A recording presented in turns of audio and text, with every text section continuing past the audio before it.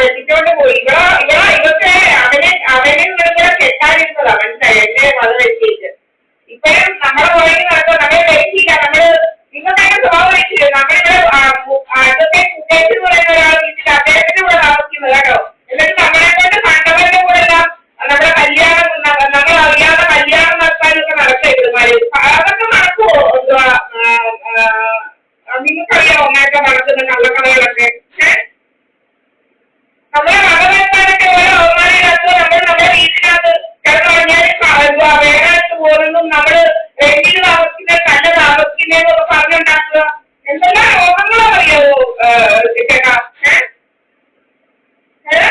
ആ വക്കീലെന്ന് പറയുന്നത് ഭയങ്കര കള്ളൻ. അതിന്റെ വസ്തുക്കളെല്ലാം ബാങ്ക് കൊണ്ടുപോയെന്ന് പറഞ്ഞാൽ നാടകമൊക്കെ കളിച്ച് ജപ്തിയൊക്കെ ആക്കുന്ന പോലെ കാണുന്ന ആക്കിയിട്ട് ഇവരിതെല്ലാം ഇൻഷുറൻസ് ഒക്കെ കിട്ടി ആ കാശിനെ അവർക്ക് കൊടുത്തേക്ക് നടക്കുക കേട്ടോ ഈ ബിജു എന്ന് പറയുന്നവര്.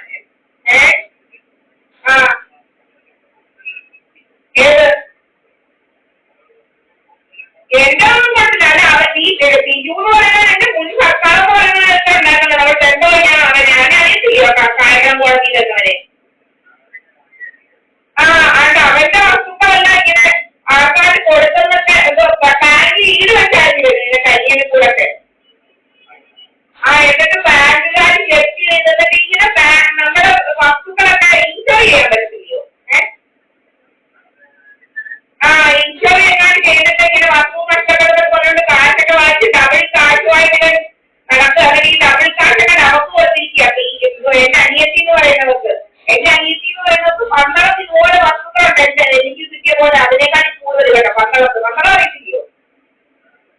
ഇവിടെ ഒന്ന് പാലക്കാട് പോയി ഒരു ഗുലാബി കൊണ്ടുപോയി വീടൊക്കെ വെച്ചിരിക്കുക. കാരണം ഇവര് പാലക്കാടിലാണ്, ഇവര് കോയമ്പത്തൂരൊക്കെ ഇവര് പണ്ട് വീടുണ്ടായിരുന്നു ഈ ബിജു എന്ന് പറയുന്നവര് കേട്ടോ. അവിടെ സർക്കാരിന്റെ പള്ളിക്കൊന്ന് വെട്ടിത്തൂക്കിയവരൊക്കെ അറിയില്ല ഇവിടെ, അറിയാമോ?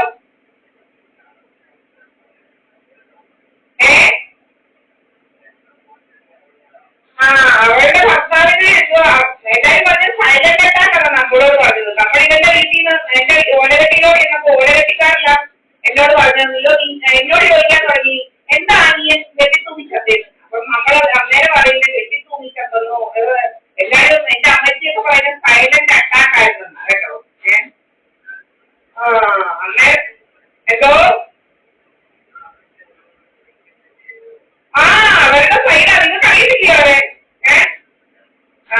എന്റെ ഈ പഴയൊക്കെ ഇവളുമാരാ വാങ്ങിച്ചു പിടിച്ച് വെക്കുന്നത്, മനസ്സിലായോ? എന്റെ കയ്യിൽ നിന്ന് അടിച്ചു മാറ്റാൻ വേണ്ടിയിട്ട് എന്റെ കയ്യിൽ നിന്ന് സ്വർണ്ണങ്ങളൊക്കെ അടിച്ചു മാറ്റിയ ഇതൊക്കെയാണ് ഇവളുമാരുടെ പരിപാടികൾ.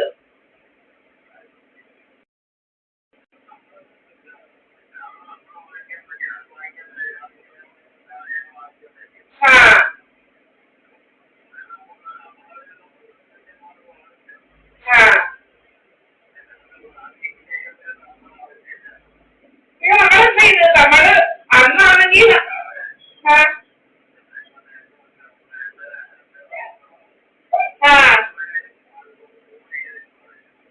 അല്ല ഞാൻ പറയുക ഇങ്ങനെയൊക്കെയാ നമ്മളിവിടെ 102 എന്ന് പറയുന്ന ഒരു ഫ്ലാറ്റിലാണ് താമസിക്കുന്നത്.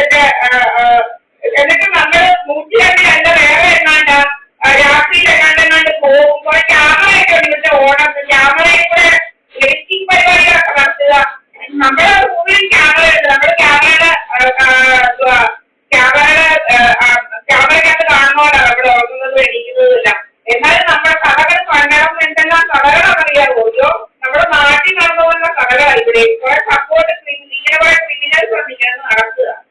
ഇതൊന്നും ജോലിയും കാര്യമൊന്നും ഇല്ലയോ?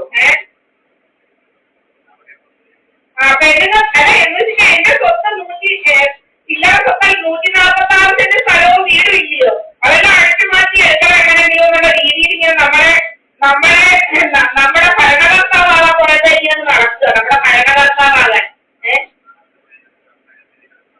അല്ല എന്റെ പേരിലാണ് നിങ്ങൾക്ക് കഴിയില്ല, എന്റെ പേരിലല്ല.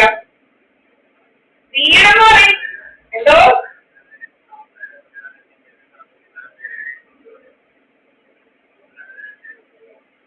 അങ്ങനെ പറ്റത്തില്ലല്ലോ. എന്റെ പേരിലായിരിക്കുള്ളതാ വീടിന്റെ ഇത് മാത്രം വീടിന് ഇത് വെച്ചിട്ടുണ്ട്, അല്ലാതെ വേറൊന്നുമില്ല. കാലശേഷം എനിക്ക് വെച്ചിരിക്കുന്നത് എങ്ങനെ എഴുതാനും അത് തന്നെയല്ല. അവർക്കും എനിക്കും കൂടെ ഉള്ള സ്വത്തുക്കളാണ്. 2000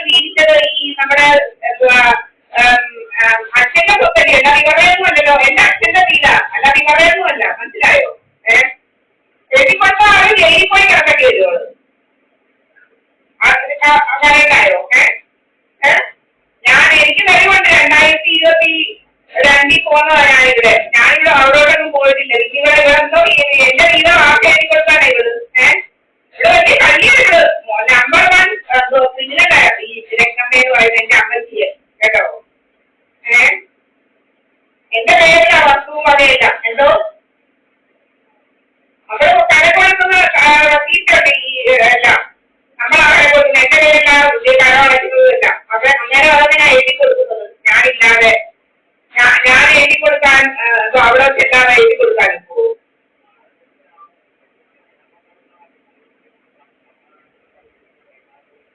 എങ്ങനെ കൈമാറ്റം?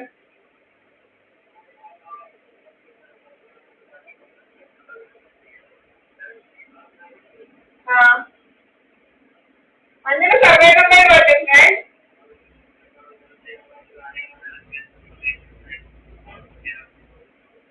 എങ്ങനെ ദൂരത്തിരുന്നുണ്ട്?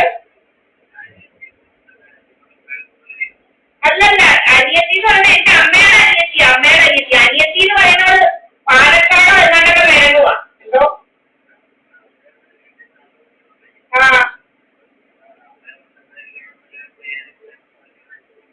പിന്നെ എന്നാണ് ജയിലിൽ കിടക്കുവോ? ജയിലില് അങ്ങനെ പോകാനാണെങ്കിൽ